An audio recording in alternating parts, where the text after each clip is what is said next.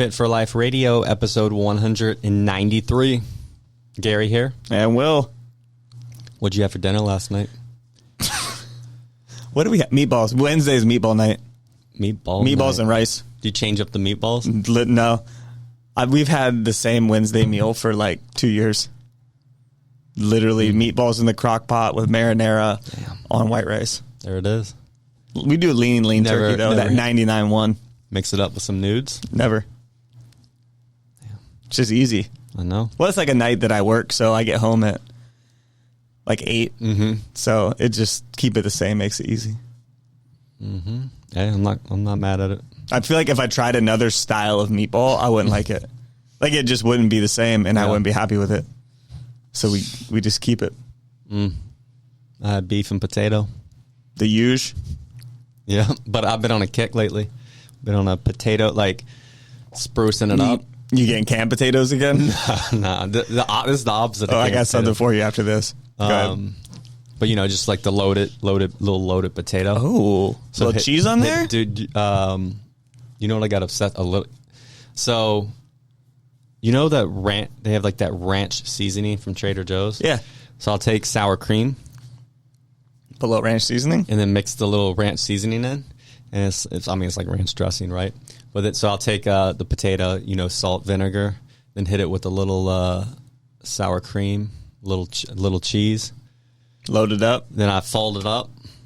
So then the steam kind of melts it all, and I eat my beef on a little bit of shredded lettuce. And then by the time shredded lettuce, then the potato's ready. It's all melty and gooey. That does sound good. I look forward to it every day. Just do like a microwave potato. Yeah, normally easy. Mm-hmm. Yep. Damn, sour cream, huh? I got my. You don't want to do Greek yogurt? Well, so that's a perfect example, I guess. For people listening right now, I'm just maintain weight. Even if I gain a little weight, I'm not you're cool. Stressing it. So, the calories, it's like I need calories, right? Mm-hmm. So I enjoy them from that. Now that for some reason I had to like lose weight or wanted to diet or whatever, then Cut it down with that. That'd be an easy cut and the first thing to go, because that's all just extra added fat, right? So I would just. Cut one of them, whittle it down or whatnot. But, yeah. I saw a video of this girl opening up some canned bread. Canned bread? It just made me think about you. So the apocalypse? Yeah. Like, it looked more like... It was more like a muffin. It was, like, real dense. Mm-hmm. But I'm intrigued. I feel like I need to try a slice of canned bread. It's like canned chicken. It's like those... It's not as bad as you think it's going to be. I keep seeing this like viral, like you make a bagel out of almond flour and there's only one other ingredient, and it's supposed to. It looks like a bagel, but we've done the 2-ingredient bagels that are just self-rising flour and Greek yogurt. Great, that's what it was. It was Greek yogurt and almond flour. Almond flour though, yeah. Almond flour sucks. It's terrible. I know. It's as bad as coconut flour. That's why I didn't trust it. But now I feel like... But you can do that with regular... Greek yogurt and self-rising flour. Yeah, I'm like, okay. Like, we've done bagels with that. Dude, pizza dough with that. Like, it's surprisingly pretty good for what it is. Mm-hmm. So, and if, like, you're trying to cut some cows, but you still want a little pizza or a bagel, like, it's not a bad way to go. Yeah. So, I'm a fan. But, yeah, the canned bread, I'm going to buy a can and we're going to eat it next week. I'll crack it open, dude. It came out like, how cranberry sauce looks like the can? Yeah. It was the same thing. The bread looked like the can. It had the ridges and everything in it. Yeah. It looked like... Buttered up. It looked like moist. Like, it looked good. Pop that baby in the toaster. All right. So today, we could probably just keep talking about odd food. We could. How to lose fat in late middle age. What is late middle age? So in 50s, this 60s? specifically, it's like 50s. Okay. What is middle age? 40s, I guess. 30, 40s. Don't you dare. I had someone tell me they were middle aged. Yeah. And they were 38. And I was like, is that right? And before we even dive into this, like the findings, the research, the stuff, the suggestions, ultimately, like it's the same for any age. It is. Now, this just happens to be, and people want to know this because especially as we age, people, it's so different. It's different, right? And there's some nuances, but the ultimate reality is like you need to do the same stuff. It's the same, right? You're going to hear this stuff and be like, it's the same. Yeah. So, but that's why they study this, right? So specifically, and in the Precision Nutrition Research Insider. So, yeah, we know as we get older, people tend to struggle with their weight, and it only gets harder. And that's, I mean, how many people have said that? Like, oh, it gets so much harder as you get older, and like I can't lose weight like I used to, and you know, like I've heard it a million times. And realize, in its most simple form, what is happening is over the years you're losing muscle and replacing it with fat, because you're not losing weight, like you're gaining weight, and your body composition is getting to a place you don't like, and so again you're losing muscle, and because you know you're gaining weight, that means that you're replacing that lost muscle and some with body fat, right? And then this correlates also with, as far as a rising body fat percentage, correlates with increased risk for high blood pressure, cardiovascular disease, and type 2 diabetes, right? So then people want to stop that from happening. Let's cut it out. And then most of the common things that people will hear is, okay, how do I do this? I got to eat less and move more, right? Take that as surface value, right? We'll dive into it, but everyone has heard that. Eat less, move more. The second is abs are made in the kitchen. And then the third, a more recent one, lift weights to lose weight, right? Because now, you know, people are starting, like we mentioned, hey, a big part of this equation is losing muscle, right? So if we just lift weights, will that help? So yeah, those are kind of the three most common things, right? And essentially they wanted to see, are these right? Which one's the best approach? You know, what are we dealing with here? So the study, they had combined evidence from 66 studies with close to 5,000 participants who were between 55 and 70 years old and had a BMI between 25 and 40. All right. Then all of the studies, they had specific interventions, right, designed to improve body composition. So they broke this up between, and all of them were at least 12 weeks long, which is a common duration for studies on weight loss, fat loss. And there's three general categories. You have some studies that are diet based. So it's just like, and then that typically could be like calorie, some form of calorie restriction, intermittent fasting, calorie restriction with high protein. Then you have exercise, resistance. So some could be resistance training only. Some are aerobic training only. Some are combined resistance and aerobic training. Then you have some that are a combination of exercise and diet.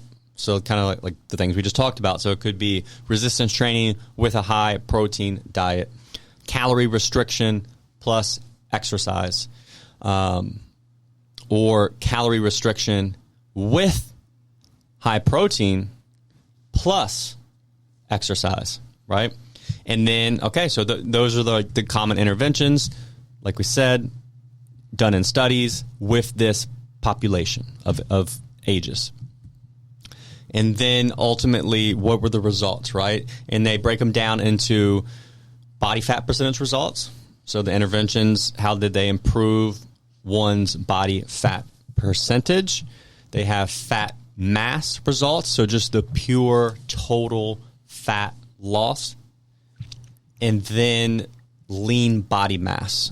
So gaining or losing lean body mass. What was that outcome? And then ultimately, a fourth category that kind of combines all the outcomes. What's the winner, right? So, yeah, that's what we're going. This is really well done too, because there's a lot of different variables. So, or a lot of different interventions that everyone's familiar with. Exactly. Right? So everyone's been around all of these types of things and heard a lot of things about them. And I think a lot of people, when they first start like wanting to lose weight, they go straight to aerobic. Yeah, I mean, and straight to exercise. We'll just even start with that. Yeah, and then when they decide to exercise, what do they decide on? More often than not, it's something cardio-based. I need to go run. I need to go do the treadmill. I need the elliptical. Exactly. So, and that would be the comment. So, hey, man, I want to lose weight. I need to eat less, move more. So then what do people do? They restrict their calories, eat less, and then they go do a bunch of aerobic training. I think everyone can resonate with that, right? Yeah. And now we know, too, though, then people, when you dive in a little more, you also hear things about, like, eating higher protein, focusing on protein-centric diets, maybe lifting weights, or maybe not exercising at all. So, like you just talked about, a lot of people go straight to just exercise, and I'm not even going to address my diet. I'm going to exercise this weight off. I'm going to work it this off. Fat off. Or the flip, people who are like, I'm just going to address diet. I don't care about exercising, right? So, which one of those is best? Which one's right? Which one's wrong? Maybe all of them are to a degree. So ultimately,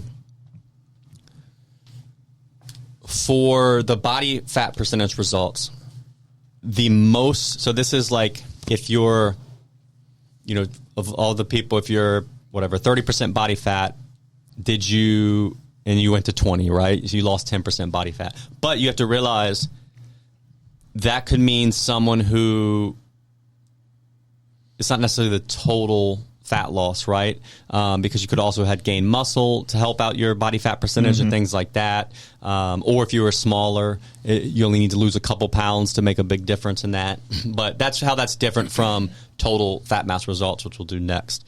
So the most effective strategy was calorie restriction with high protein plus any form of exercise.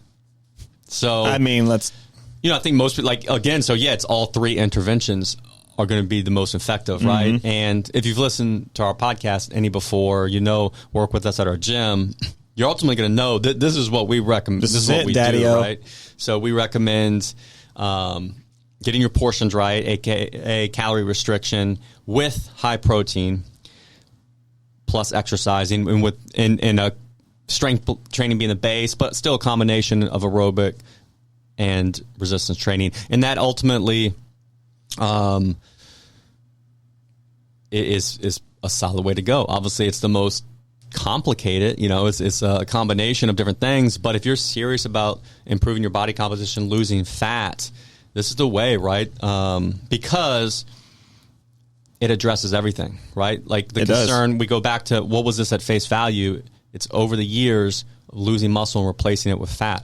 So to prevent muscle loss, we need to exercise and resistance training, right? And get enough protein. And getting enough protein. So that addresses that, whereas then the calorie restriction addresses the deficit needed to then lose fat, right? So it's the most efficient way. It's a multi-pronged approach. Yeah, to make sure you're at least maintaining your muscle and losing body fat, which then is going to equal body fat percentage results.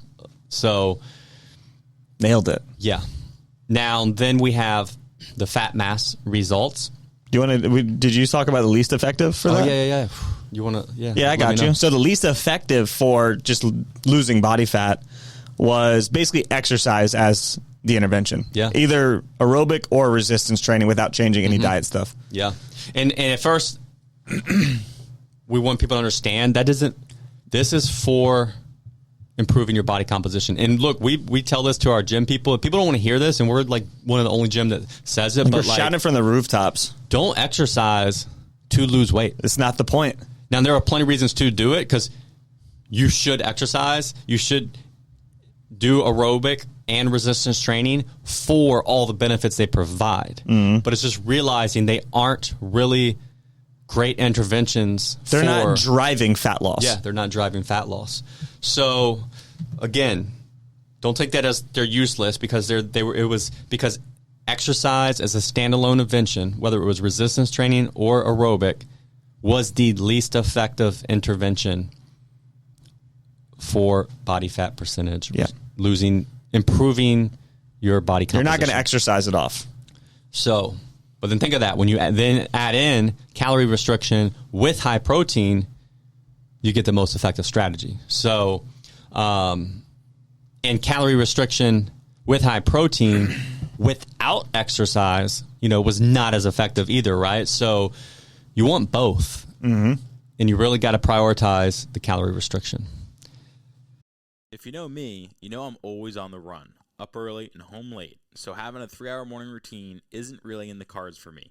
What is in the cards is AG1. It's a fast way to get vitamins and minerals I need to perform. I first gave AG1 a try because I wanted a single solution that helps support my entire body by filling in nutrient gaps and simplifying my morning routine. Since drinking AG1 daily, I've always felt strong and energized and ready to attack the day. Not only does AG1 deliver my daily dose of vitamins, minerals, pre- and probiotics, and more, it's a powerful, healthy habit that's also powerfully simple. It's 1 scoop mixed in water once a day and every day. I know that AG1 is giving my body high-quality nutrition. Every batch of AG1 goes through a rigorous testing process, so you know that it's safe.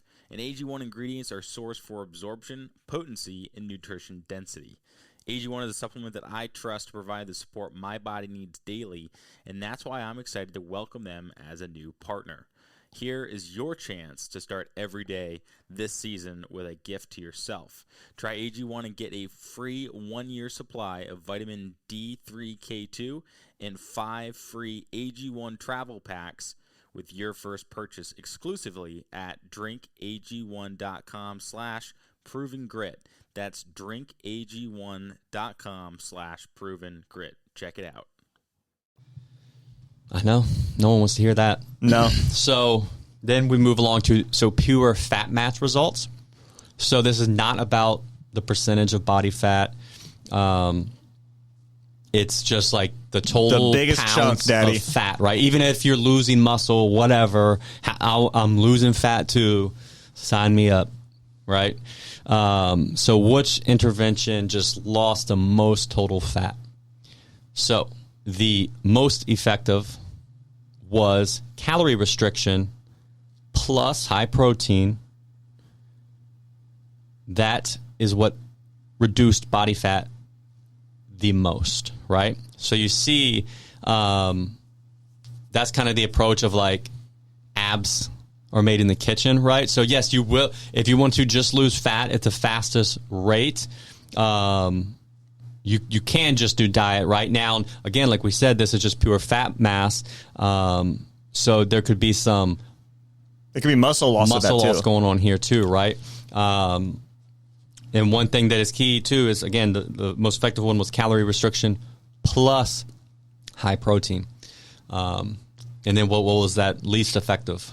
So least effective was just resistance training with high protein. Mm-hmm. Which makes sense because you're not in a deficit. And it was basically a tie. If you see the last part there.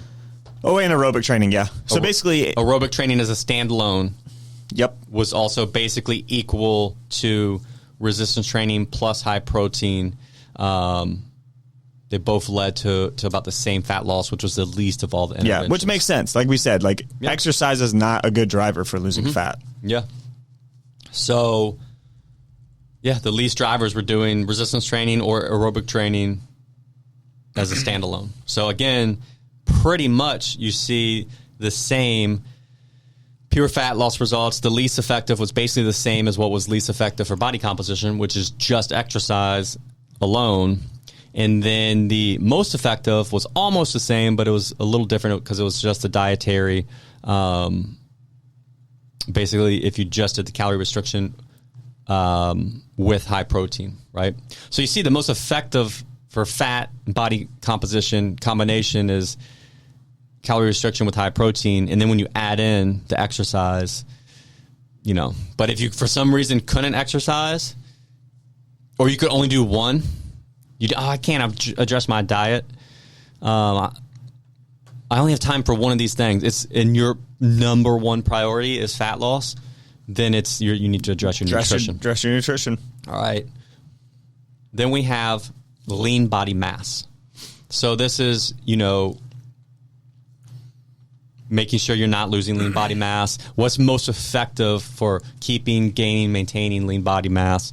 Obviously, the most effective one. Actually, it was a little bit of a surprise. So it was combined resistance and aerobic training. Got the largest gains in lean body mass.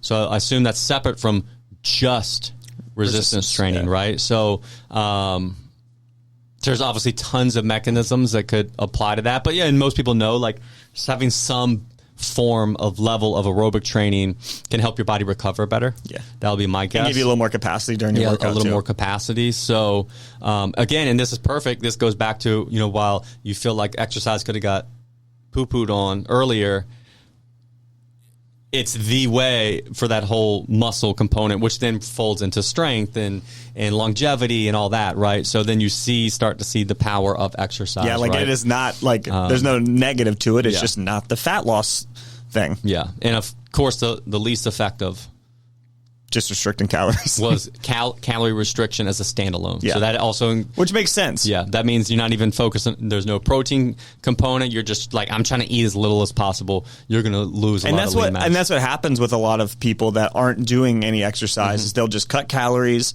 and they'll eat a bunch of freaking salads, and like, that's the common thing. Yeah. And like, you're barely eating anything to sustain yourself. You're not getting enough protein. So like, while you're losing fat, you're also losing that muscle. Yeah. And that's why people, sometimes lose weight, and they're like, yeah. I feel like, sometimes they think I need to lose more, but the fact of the matter is you just lost a lot of muscle, and you don't have the shape that you want to because that muscle's not there. Yeah. So be careful with that and make sure, like, if you are losing weight, at the very minimum, you're getting enough protein. Yeah. And you see too, like, two of the most popular approaches of the past are the worst. Like, when people are like, I'm going to crash diet to lose weight, or they become like a cardio bunny. I'm not going to worry about my diet. I'm just going to burn it off, right? And they just try to burn a bunch of calories to aerobic training. Those are literally the two worst standalone approaches for trying to improve your body composition and lose fat, right? Do you think that the cardio one, like, it's been harped on for so many years, so it's hard to undo. It is so accessible too. Like, those things are, while they're challenging in the moment, like, they're pretty easy to go do. Yeah. Right? You just hop on a treadmill and go, or you just hop on the elliptical and go, and like, the effort's there, and that's fine, but that's still easier than addressing your diet and learning how to resistance train. And so I think the barrier to entry is low. That probably almost like 50-50. Like, that's one. I think the other big thing is short-term satisfaction.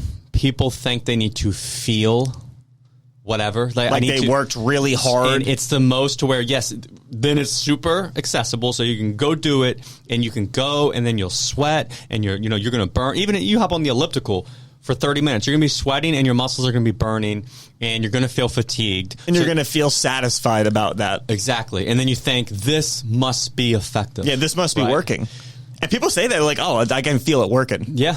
And the reality is, like, as a standalone approach for fat loss, it's the least effective. It's pretty awful. Yeah, it's not even, like, it's not even, doesn't even help you lose fat. Like, and keep in mind, like, we're not trying to trash cardio in general, because like, it is an important component of health, but it is not good for losing fat. Yes, it is in that context. That specific area, it's just not effective. Because then we'll flip it. On the same time, you get on that elliptical for 30 minutes. Well, you're elevating your heart rate. You're building your cardiovascular fitness. Yeah. You're moving your body. I mean, there's a lot of benefits to that. And in reality,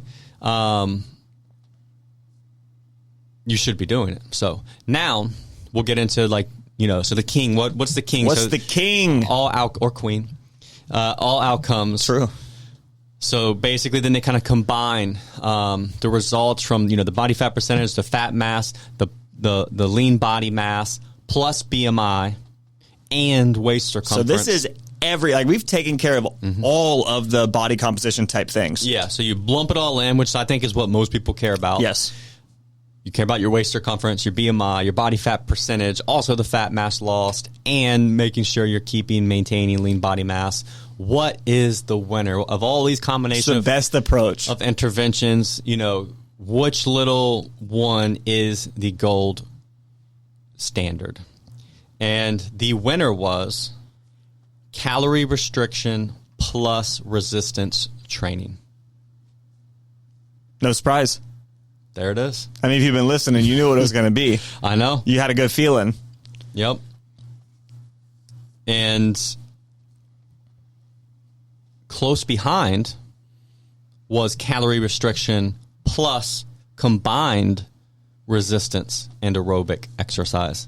So isn't that interesting, though? Overall, the actual best for just pure fat loss was calorie restriction plus resistance training, which is interesting because in our coaching practice, also anecdotally, and with, if I have clients or myself enter a pure fat loss phase, I actually like to take majority of the conditioning out. Maybe just keep in some simple walking, because I notice it starts to be like more stressful.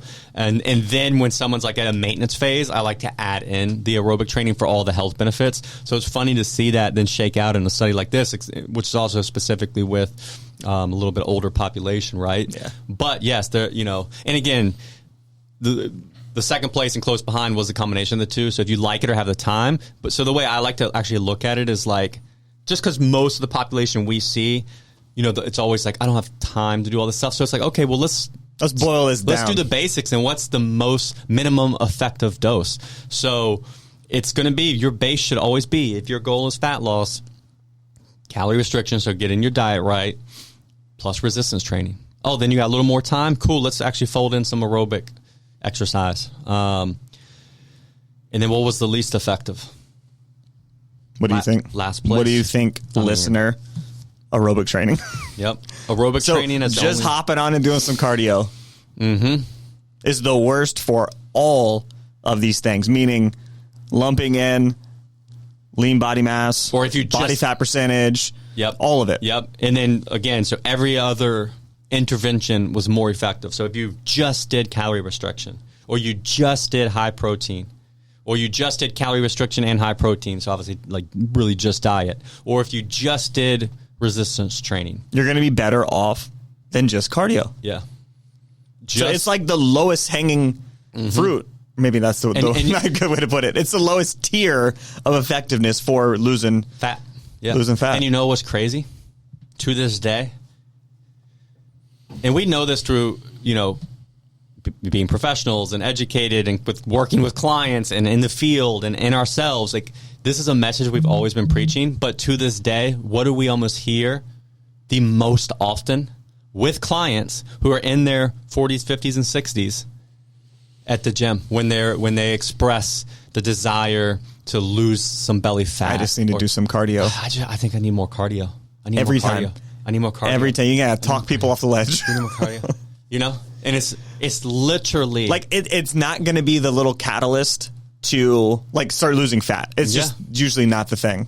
It's the excess food and alcohol and all of that really needs to be addressed. But again, that's harder. There's a lot more involved with that, and I think that's again, part of the reason why people go to it. And the other part is that people just think that's the way things work. And again, I think that comes down to, because say they're there at the gym doing resistance training, it's a different feeling than if you way different rock yourself with some cardio. Yeah, and cardio is a different type of tired. Feels more effective because you're more out of breath, you're hot, you're sweaty. You might get that endorphin rush from a long cardio bout. Like, that is different. Yeah. And when you're resistance training, like, you are fatigued and tired, but not in that like your heart rate's completely jacked up, you're super out of breath. Like, it's way different. Yeah. Especially just hitting muscular fatigue.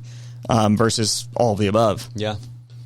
So the reality is, if you catch yourself saying, like, resorting to that, like, I want to lose weight, I need to do more cardio, just stop yourself and say, I want to lose weight, I need to focus on calorie restriction and resistance training, right? And so then if we fold that into the more like the way people think, kind of like we're starting to analyze here, what does that look like, right? So when you hear the old eat less, move more, right?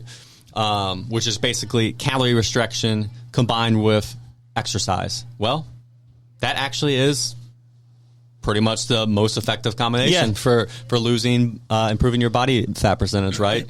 And it works even better when you fold in the high protein part. So again, calorie restriction, exercise of some type, high protein, and exercise. And then if you want to be as efficient as possible, the exercise will be strength training, right? Yep. And then abs are made in the kitchen. Which we've heard echoed a million times. And you know what? that one came out kind of as true too, because it's specifically pure fat loss, calorie restriction plus high protein and no exercise was the most effective intervention, right? Now we know long-term, big picture, just doing that will also, lend you towards possible muscle loss, right? Yeah, if you're not exercising, and that has downsides. And we've done previous podcasts, right? Specifically, as we age and enter this older adult territory, we do not want to be losing muscle. No, and we've gone over why that is very important, and it's not a vanity reason. There's just a lot of health reasons for being, having as much muscle as you can as you age. Yeah, you don't want to lose strength. Losing strength leads to sooner physical disability, loss of independence, things like falling. That. Right? I mean, there's a lot. So we would actually take that one, abs are made in the kitchen, especially specifically for this, speaking to, say, the late middle age population, and you probably want to toss that approach out, right? So you don't probably want to just diet, right? You probably want to make sure you add in that resistance training as part of your intervention, right? To avoid that muscle loss. When you're younger, you can get away with it because we naturally can be building in our 20s, even if we're not exercising a ton and hitting that kind of peak lean mass. So it's less, we can get away with it, right? Whereas as we age, it's just going to accelerate it. And that's part of the reason why when people are, younger, they always say oh, it was just so much easier when I was in my 20s. Yep. Well, yeah, you had more lean body mass, it was just different. Yeah. And then what happens when you just lose weight? Maybe some of it is fat, but you also lose lean mass. Oh, yeah. Is then we're more likely, when we kind of stop that diet, we're less likely to maintain that new lower weight, and then we're more likely to gain the weight back, and more of it than being body fat because we lost some of that muscle. So you lose muscle and fat, but then we gain that same fat back, plus more of it is fat and not muscle, and less is muscle, right? And then the last one was kind of just exercise or just lift weights to lose weight, right? And it's just not it. As great as resistance training is when it comes to fat loss, you're not going to get very far, right? So ultimately, the winning solution is combining that weight loss, that resistance training, which will ensure we don't lose the muscle, with the calorie reduced diet. You gotta drop the cows. And then if you have the extra energy on top, you would make it a little more detailed. You would add high protein to that calorie reduction, and you would add some aerobic to that resistance training. And that would be your holy grail. I wonder what their classification of high protein is. I think it's just I think it's in here, right? I didn't see it, but that doesn't mean a lot. I don't see a lot of normally things. In studies and stuff, it's the old it's not nothing crazy. Yeah, it's usually not. So when you hear high protein, it's not 250 grams. Yeah, it's normally the 0.6, per kilogram of body weight, something like that. Yeah. So if you're 160 pounds, that's 70 kilograms, which times 0.6.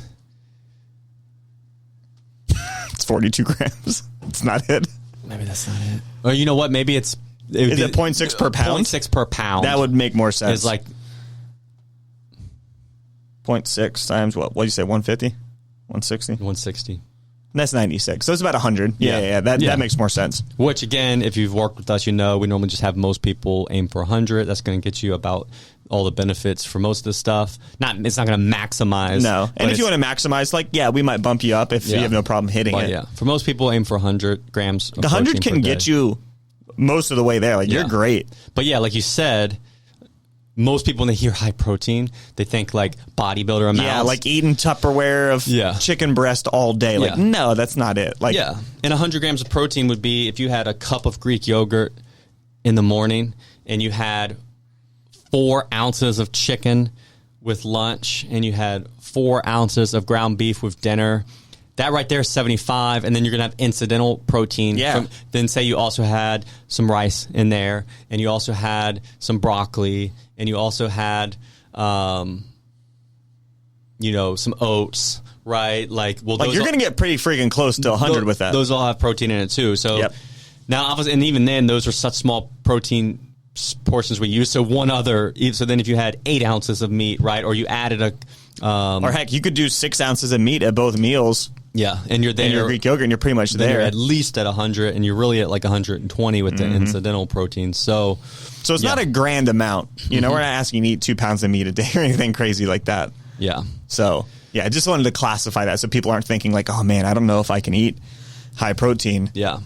And, ultimately, that combination of resistance training and calorie-reduced diet, calorie restriction, was associated with the best outcomes in every category, right? So fat mass, body fat percentage, BMI, and waist circumference. So, I mean, it's holy grail. If you're serious, if it's a priority, this is what you need to do. You got to do a combination of resistance training and calorie restriction. That's the thing. Mm-hmm. That's it. It's not cardio. It's not cardio. It's not. I wish it was. I wish it was that easy. Yeah. But it's just not. Yeah. And the thing is, it's like people are busy. People will go do they'll think then they need to do an hour or two of cardio. So and then it's like you're doing, and maybe you got to do that every day, right? So now you're doing 7 to 14 hours a week, and you just want to lose fat, and it's like this is the least effective thing you could be doing. You could do 2 45-minute resistance workouts.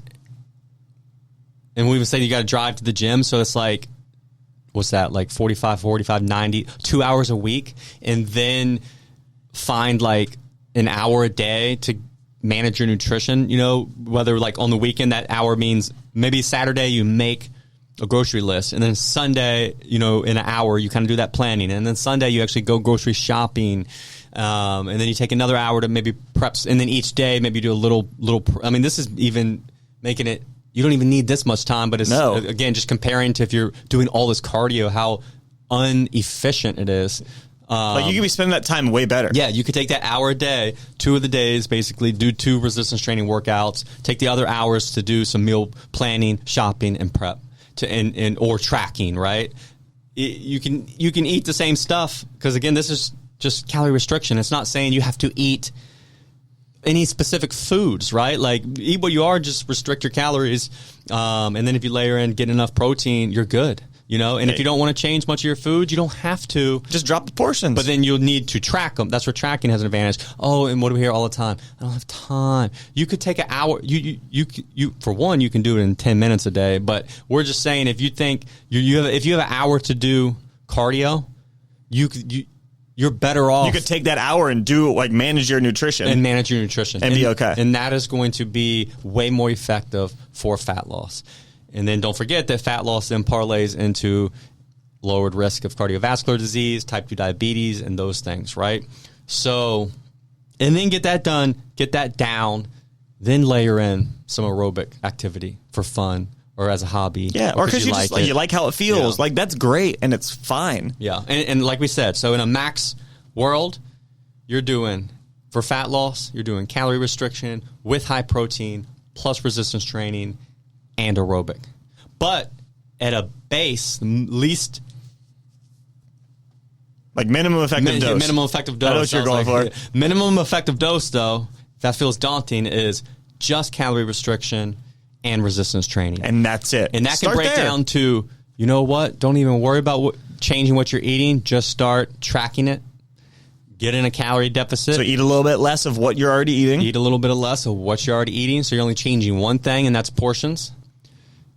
And do 2 full body resistance training workouts a week. Yeah. And then once that starts to roll, you might feel like you can take on a little more or budget a little more in your time and a little more effort towards okay, well, now I feel like I can really prioritize my protein. I can add another cardio or resistance training day. And then we're just getting better from there. And then the truthful thing is you don't even have to do ever do more than that. No.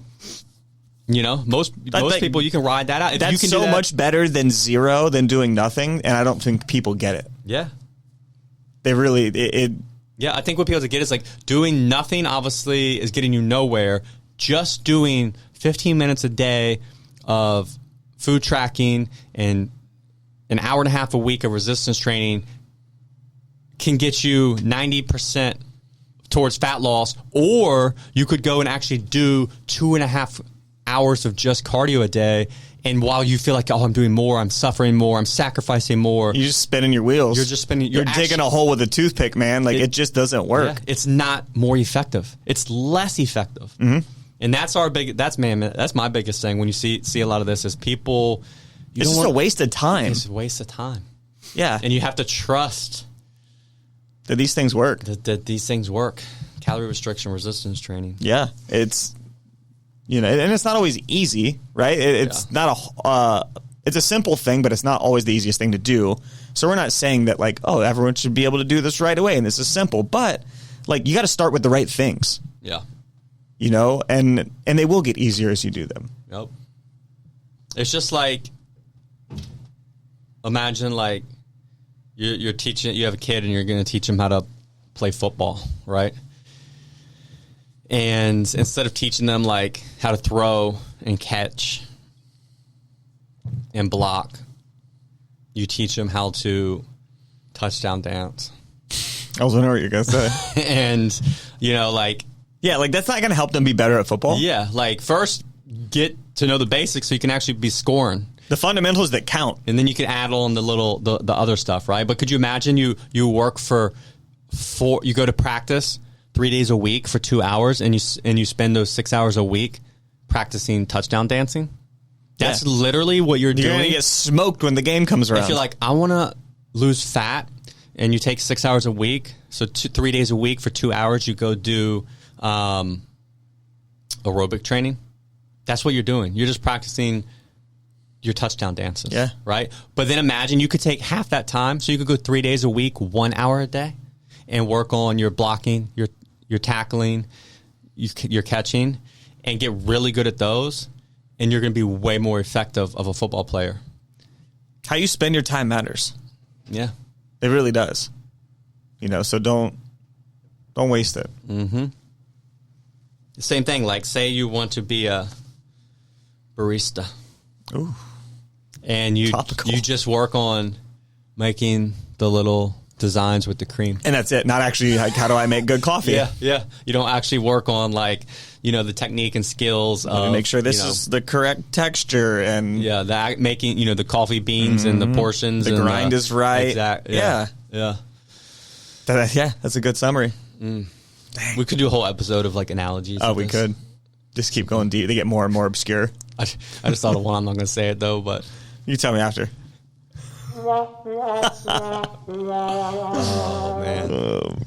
So, yeah, there we go, man. These are the episodes. Sometimes we do stuff, and you feel you're like, I really wish everyone listened to this. I know this is one. I really hope that it like one person is just like, man, you know what? That's like it clicks. Yeah. It kind of changes the course a little bit. Being right, because we don't care about being right. No, I care about being. This is what we do. Actually, we learn this stuff, and then how can we apply it to our programs and services? That's exactly what we do. So that then people can get the best results. And literally, if all this information was pointing towards like aerobic training, we'd be doing aerobic training. You would show up to our gym, and we'd be getting it, bro. And we'd have bikes and treadmills, and for 45 minutes from start to finish, we'd be crushing aerobics. But it's not what works. Yeah. So that's why we don't do it. Yeah. Like we're not here to like. That's why we all started offering nutrition coaching, right? So that then when someone's in the gym, they're like, I want to lose fat. We're like, well, we know they're showing up at the gym, they're getting their resistance training and aerobics because that's a combination of our program. Mm-hmm. So then it's like,